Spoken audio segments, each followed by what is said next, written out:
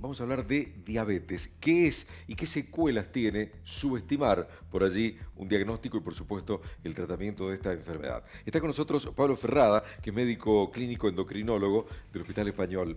Pablo, ¿cómo vas? Buen día. Buen día a Gracias todos. por la espera, pero viste que nos dimos un paseíto lindo ahí Sí, la verdad, muy lindo. Qatar, ¿no? Estar viviendo ahí de cerquita del Mundial, la verdad que muy lindo. Totalmente.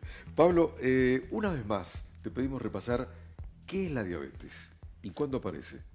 Bien, la diabetes es un conjunto de enfermedades cuyo dato fundamental en todas ellas es el aumento de azúcar en la sangre, lo que nosotros denominamos glucemia. Sí. Esto se da por distintos mecanismos, puede afectar distintos grupos etarios, entonces hablamos de una diabetes del adulto o diabetes tipo 2, que es la más frecuente, una diabetes infanto-juvenil o tipo 1, que tiene menos frecuencia, y otras situaciones como es el embarazo, donde también se puede dar esta situación. Ajá. ¿Y en qué punto se pone peligrosa la diabetes? Justamente la diabetes tiene la particularidad, como muchas de las enfermedades crónicas, que es una enfermedad silenciosa en gran parte de su evolución, lo que hace que tengamos que tener siempre medidas preventivas y medidas de pesquisaje para ir a buscarla antes de que la diabetes se manifieste. Cuando la persona sospecha que tiene diabetes porque ha notado que está tomando más agua de lo normal, eso se llama polidipsia, está yendo más frecuentemente al baño, está comiendo más de la cuenta, estamos ya en una etapa avanzada de la enfermedad donde solamente nos queda hacer el diagnóstico con un estudio de sangre. Pero justamente la idea es que lleguemos antes de esa etapa para poder tomar medidas en cuanto a la prevención de que esta enfermedad aparezca, como también de las complicaciones con las cuales esta enfermedad se relaciona.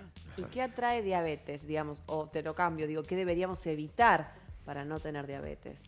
Siempre yo digo a los pacientes que consultan de que la diabetes no aparece por casualidad, sobre todo aquella que se da en el adulto. Porque a veces la gente viene enojada diciendo, doctor, desde que tengo diabetes la verdad que mi vida ha cambiado negativamente y estoy como enojado frente a la enfermedad. La realidad es que nosotros podemos justamente hacer muchas cosas como para que esta enfermedad no se presente, o si lo hace, la podamos controlar. ¿Cuáles son esas cosas fundamentalmente? Los antecedentes familiares, ¿sí? Los antecedentes tanto en papás, en hermanos como en hijos nos ponen en riesgo de tener diabetes, sobre todo hablando de la diabetes del adulto. También el sedentarismo, la hipertensión, la alimentación inadecuada, la ganancia de peso. Ustedes ven que varios de estos factores son factores prevenibles o factores modificables que decimos los médicos, y es justamente donde tenemos que actuar tanto en la prevención, en la educación de nuestra población. Hay gente que se está chequeando todo el tiempo con ese pinchacito en el dedo, ¿no? Que tiene el kit en casa y se está chequeando todo el tiempo. ¿Ese es un método certero, digamos? ¿Sirve para ir en el camino de la prevención o hay que caer sí o sí al análisis de sangre que mide en uno de sus parámetros la glucemia?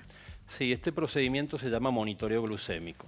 El monitoreo glucémico está fundamentalmente dirigido a aquella persona que tiene diabetes, para ver si su diabetes está siendo bien conducida.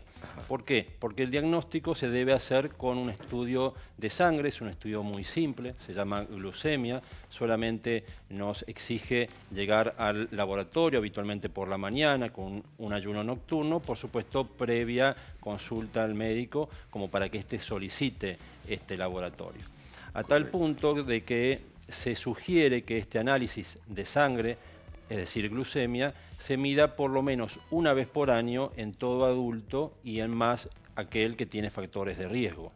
Una vez que está diagnosticada, ¿cómo es el tratamiento y cómo es la vida de esa persona con diabetes a la hora de alimentarse, de ir a determinados lugares o eventos? ¿Hay limitaciones muy profundas en esa vida del diabético o diabética? Justamente el manejo de la diabetes tiene pilares, que nosotros decimos. Los pilares que pueden ser pilares en cuanto a la educación, eso es muy importante. La persona tiene que saber qué es lo que tiene, por qué lo tiene, para de esa forma poder evitar conductas de riesgo. Un segundo pilar tiene que ver con la actividad física, que es algo realmente muy importante tanto para la prevención como para el manejo de la diabetes, a tal punto de que una de las preguntitas que nosotros les hacemos a los pacientes justamente cuando nos consultan por esto, es si ellos realizan frecuentemente actividad física. Y la actividad física debería no limitarse a menos de 30 minutos por día, ¿sí? Entonces tengamos eso en cuenta. El tercer de los pilares tiene que ver con la alimentación.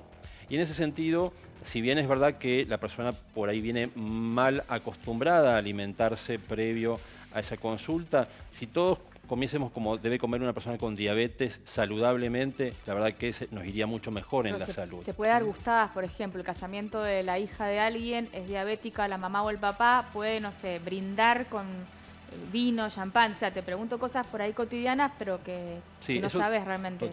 Totalmente se puede hacer, para eso nosotros le damos algunos tips de cómo manejarse frente a situaciones que por ahí los ponen en mayor necesidad de comer algo porque los tienta. Entonces, la idea es que la persona con diabetes pueda compartir todas las actividades sociales a las cuales se enfrenta, pero de una forma responsable y saludable, ¿sí? Por eso, ¿cómo debe comer una persona con diabetes? Una persona con diabetes debe comer saludablemente, eso incluye una ingesta medida de lo que se llaman carbohidratos o azúcares. Los azúcares están contenidos en distintos alimentos, no solamente los alimentos dulces, porque a veces la gente solamente dice, no, yo no como azúcar, no como dulce, y doctor, no sé por qué me pasa esto. Los carbohidratos también forman parte del almidón, forman parte de las harinas, entonces eso tenemos que tener en cuenta. Todos los carbohidratos no son iguales. Hay carbohidratos que nosotros cuando los incorporamos rápidamente pasan en nuestra sangre. Hay otros que lo hacen de forma más lenta. En esa proporción también tenemos que manejar su alimentación. Y por supuesto también tener en cuenta el aporte de colesterol, de lípidos, grasas de la alimentación, la sal para evitar el aumento de la presión. Es muy frecuente que la diabetes del adulto se combine con aumento de la tensión arterial, lo que se llama hipertensión. Entonces, todo eso hace a que tengamos que estar atentos a varios puntos. Doctor, dos preguntas.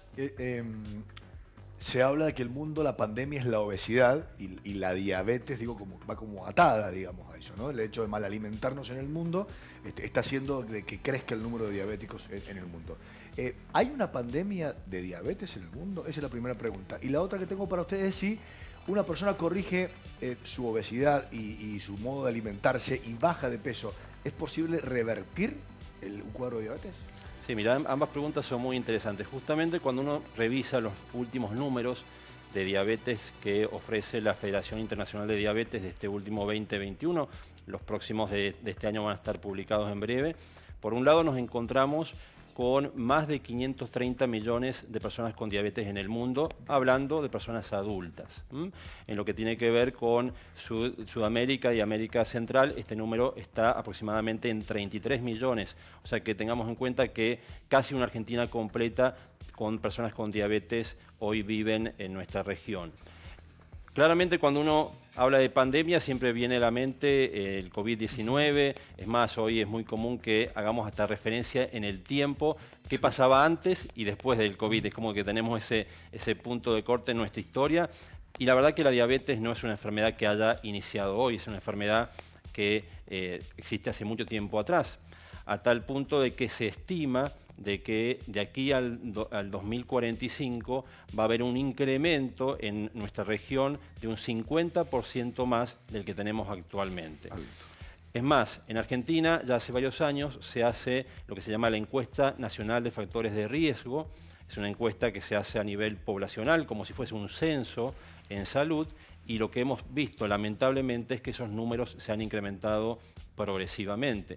Hoy en nuestra región podemos hablar de 1 cada 11 personas tiene diabetes, e inclusive esto está asociado a importantes tasas en mortalidad. La mortalidad es algo que por ahí a los médicos no nos gusta decir, porque la idea de esto no es asustar a nadie, pero tengan en cuenta ustedes que se estima que una persona cada 5 segundos muere por diabetes en el mundo.